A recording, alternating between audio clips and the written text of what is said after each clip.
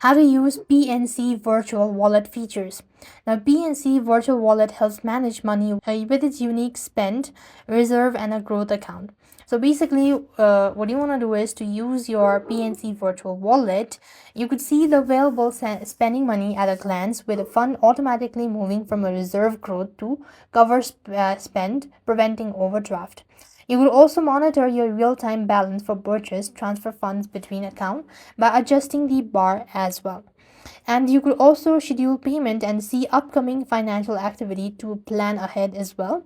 Likewise, you could also check your calendar for these warnings and rely on automatic transfer from reserve growth to cover gaps as well. You can also create a budget for a category like dining, review monthly spending to understand the habit as well.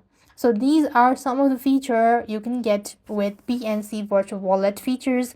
I hope the video was helpful. Make sure to like, share, and subscribe. Thank you for watching. See you in the next video.